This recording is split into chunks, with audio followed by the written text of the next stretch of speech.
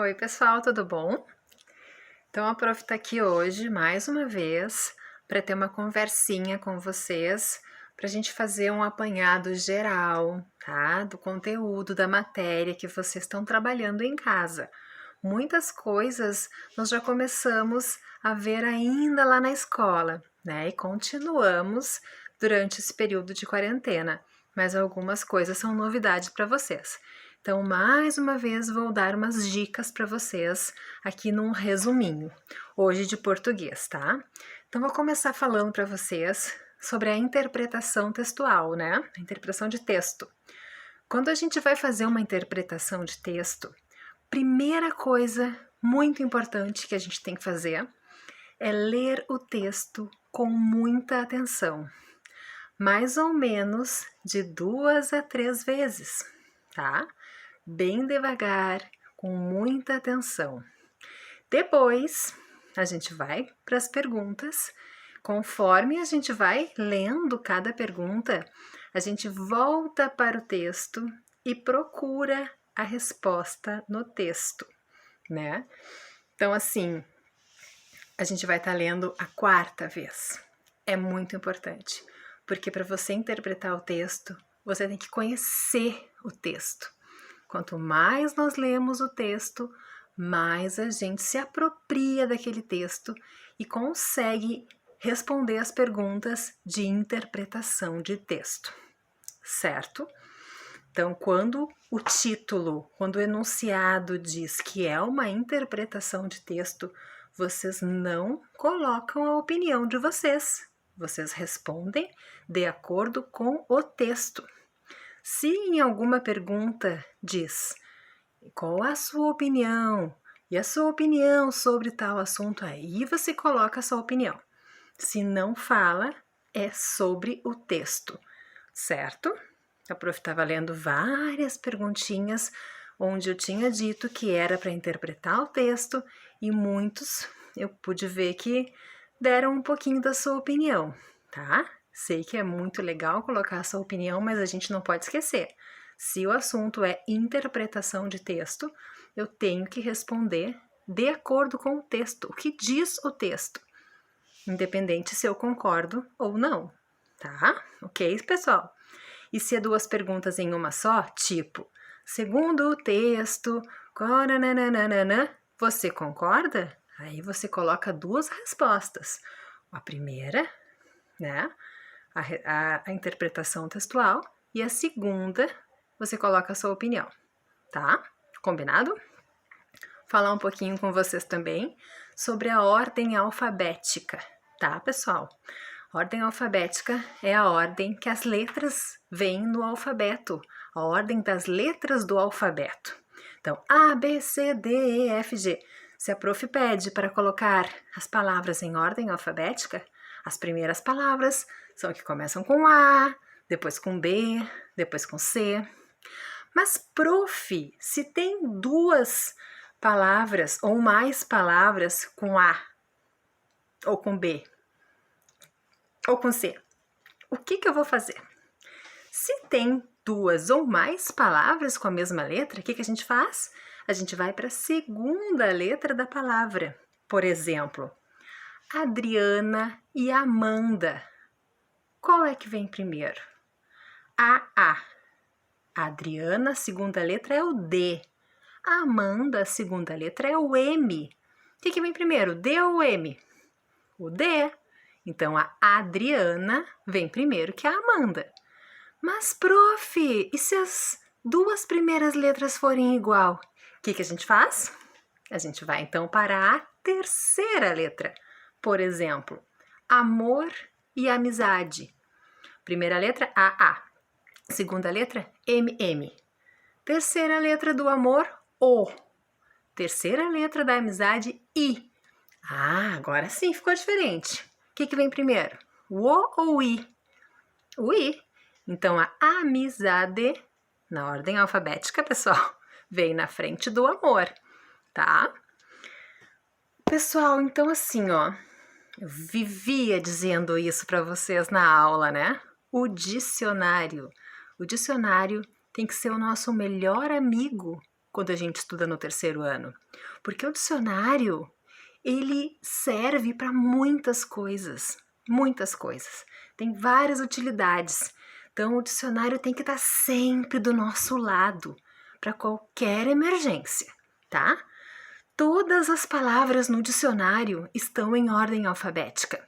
Por isso que a gente aprende a ordem alfabética. Tem que procurar uma palavrinha no dicionário. Eu vou abrir ele em qualquer lugar? Eu vou folhear desde o início até achar? Não, eu vou procurar a ordem alfabética. Então eu abri o dicionário, eu vi que está em tal letra, aí eu tenho que pensar, a palavrinha que eu quero vem antes ou depois dessa letra? E aí eu vou me orientando, tá? Então sempre lembrar que as palavras no dicionário estão em ordem alfabética. E por isso que a gente aprende a ordem alfabética das palavras, certo? No dicionário, a gente pode descobrir muitas coisas, tá? Primeiro que a gente já descobriu e já trabalha faz um tempinho é significados das palavras. Então, eu tenho dúvidas sobre o significado da palavra, não sei o que significa, procura lá no dicionário que tem vários significados. Vocês podem ver que às vezes tem assim, significado 1, significado 2, significado 3. Às vezes tem vários significados para a mesma palavra. Por quê? Porque de acordo com o lugar onde está essa palavra, é um significado diferente. Então, assim, tem que ver o contexto, né, que está essa palavra. Então, eu vou voltar lá no texto, vou ler a frase de novo. Eu acho que o significado 1 é o que combina com o contexto em que está essa palavra. Não, nada a ver o significado 1, acho que é o 2. Aí, conforme é o lugar onde ela está, a frase, o texto onde ela está, é o significado que eu vou utilizar. Então, no dicionário, tem várias possibilidades de significado para aquela palavra, tá?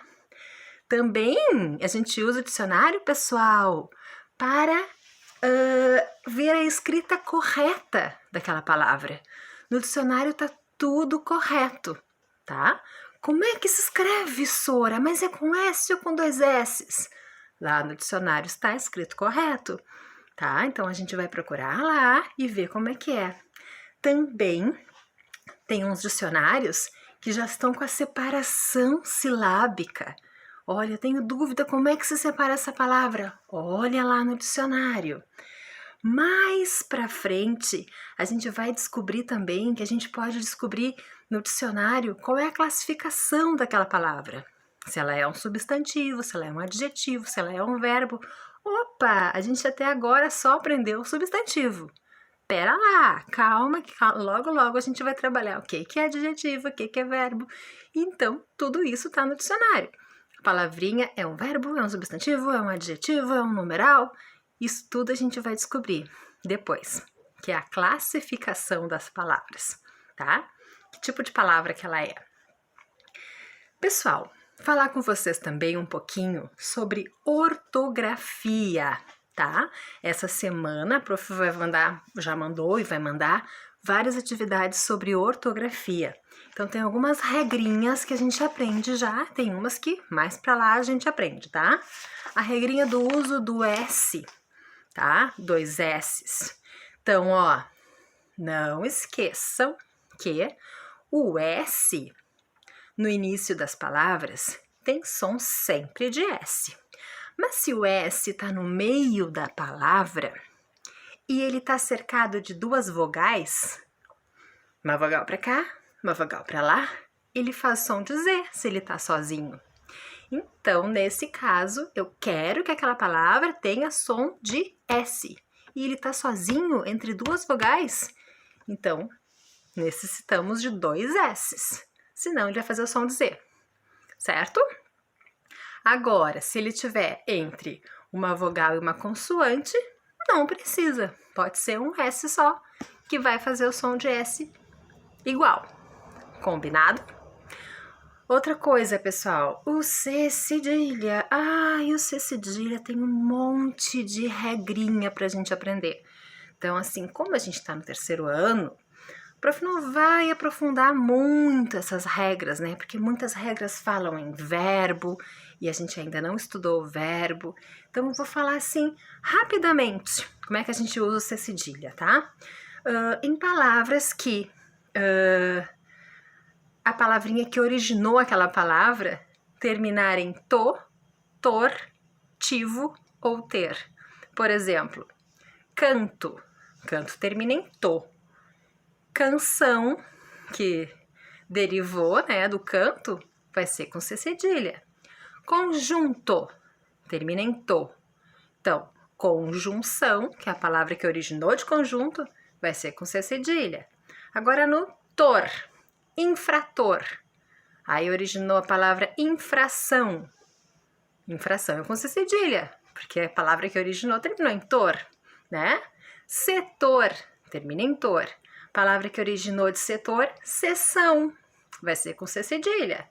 Condutor, também, termina em tor, né? Condução, vai ser com C cedilha. Relativo, termina em tivo. A palavra relação, que originou de relativo, vai ser com C cedilha. Intuitivo, termina em tivo. Intuição, vai ser com C cedilha. Agora ter. Conter, contenção, vai ser com C cedilha.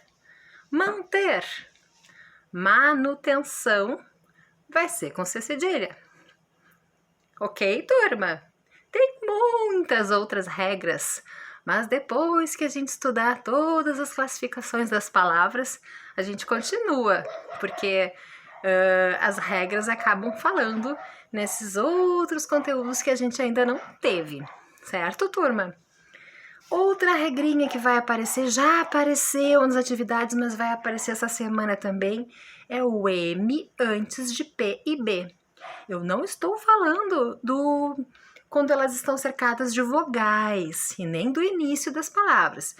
Quando o M está no meio da palavra e depois vem uma consoante, se é P ou B, essa consoante que vem depois, vai ser sempre o M. Se a consoante que vem depois for qualquer outra que não for nem o P e nem o B, aí vai ser o N. Certo?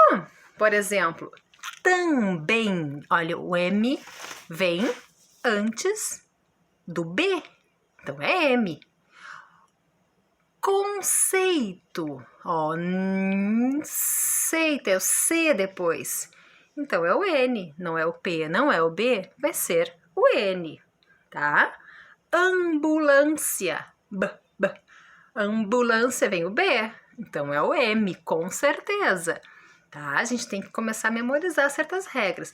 Antes é o T, a consoante que vem depois.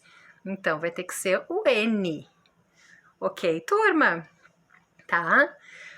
Essa semana também a gente vai trabalhar um pouquinho sobre o G com G, o G com JE, o G com GI e o G com JI. Aí, pessoal, uma regrinha tão complicada também é de acordo com a origem das palavras, assim como o C cedilha, né? Então, a gente tem que saber, assim, que sempre que for uma origem africana ou indígena, geralmente vai ser o J que a gente vai usar, tá? Então, por enquanto, como a gente não vai se aprofundar muito nessas regras aí por causa das palavrinhas que a gente não trabalhou ainda, a gente vai combinar que dúvidas, sempre vamos usar o dicionário.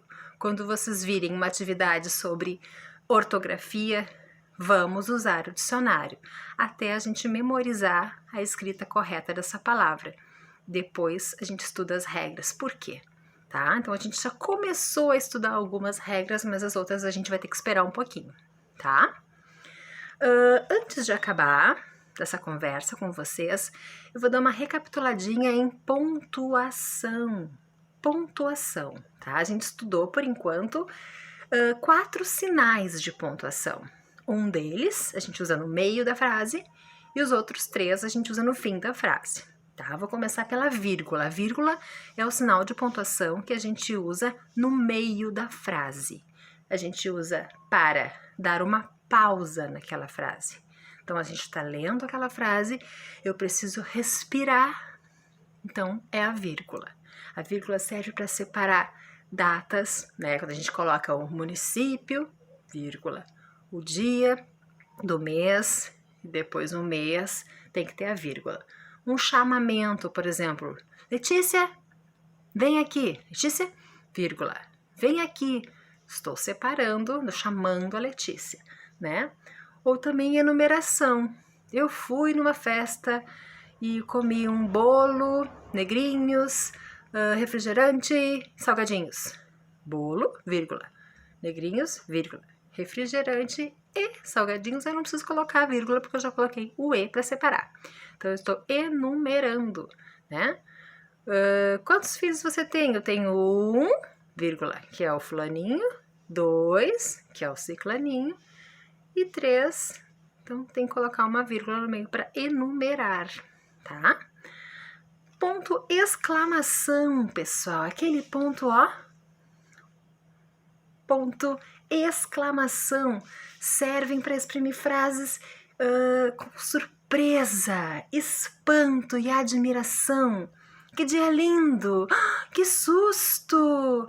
Como você está linda! Espanto, admiração e surpresa, tá? Isso na hora que a gente está lendo aquela frase também, a gente tem que dar a entonação, né? De acordo com o ponto que tem a frase. O ponto interrogação. Perguntas, dúvidas. Sempre que aparecer o ponto de interrogação, eu tenho que dar uma entonação de dúvida, de pergunta. Quantos anos você tem? Qual o seu nome? Por que você está assim? Uma pergunta, tá? E o ponto final, ele serve para finalizar uma frase que não é uma pergunta, não é uma surpresa, não é uma admiração, não é um espanto, né? É uma frase afirmativa, que é simples, normal. Eu estou bem, eu estou feliz, eu estou tranquila, eu estou em casa. Frases normais, afirmativas, só precisam do ponto final. Certo, turma? Então, beijinhos para vocês. A prof tá morrendo de saudade de todos vocês. Não vejo a hora de dar aula presencial para todo mundo, tá? Em breve vocês vão saber como é que vocês foram nas atividades avaliativas. Beijinho, pessoal!